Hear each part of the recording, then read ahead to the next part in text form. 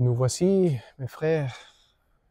Aujourd'hui, c'est samedi avant le dimanche, quatrième dimanche du carême. Le dimanche 4 au carême, dans les carèmes, c'est extraordinaire parce que c'est la joie. Letare Jérusalem. Que soit la joie pour Jérusalem, que soit la joie pour ceux qui suivent Dieu et pour ceux qui ouvrent le cœur à Dieu. On a traversé une démarche dans laquelle on a marché vers le salut, vers la rencontre de Christ ressuscité. On va vivre les vendredis saints, la mort de Jésus, sa donation totale à nous, et à Dieu par nous, pour nous.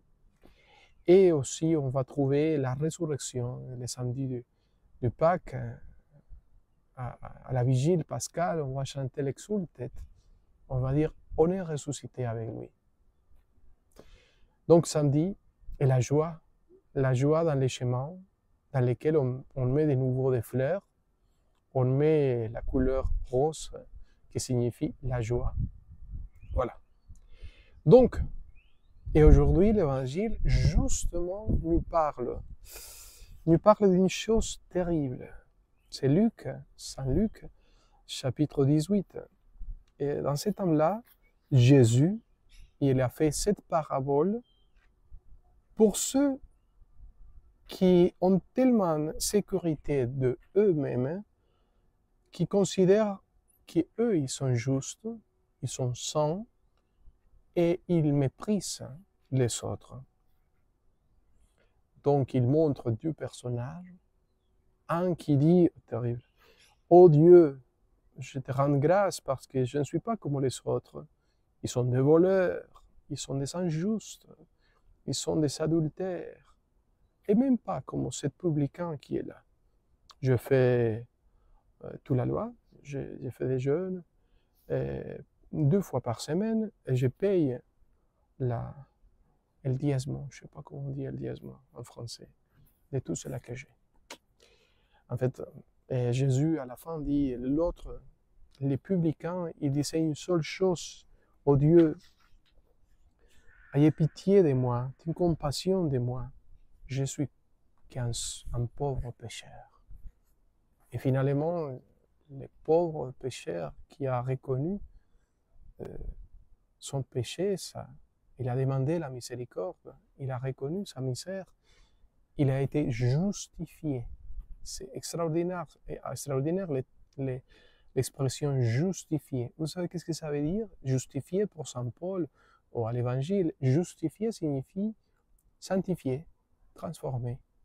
Quelqu'un qui est justifié, ça veut dire l'action créatrice de Dieu est rentrée dans lui pour le enlever les péchés, pour le transformer à tel point qu'il le fait devenir saint, juste. Juste, les justes, c'est les saints. Voilà. Donc, il a été exaucé, il a été écouté par Dieu. Faisons la même chose. Ne devenons pas des gens qui jugent tout le monde, qui condamnent tout le monde. Ah, ils sont des terribles, moi je suis le mieux, moi je suis le mieux. Il ne faut pas répéter l'histoire. Oh Dieu, je te rends grâce parce que je ne suis pas comme les autres, des voleurs, des injustes, des adultères. Alors, il faut finir avec ça. On est pauvres pécheurs. On est des gens qui se trompent. Et quelquefois, toujours on a besoin de Dieu. Que Dieu vous bénisse. Que Dieu nous aide à être humbles. Et pas des gens superbes, pleins d'orgueil. Ça nous fait mal. Et on vide les églises à cause de ça. C'est-à-dire les gens voient notre anti-témoignage et les gens disent, on y va, on s'en va. Ils sont terribles. Il ne faut pas. Dieu, il est beau. Expérimentez la présence de Dieu au nom du Père, du Fils et du Saint-Esprit. Parlez avec lui comme un ami. Allons-y.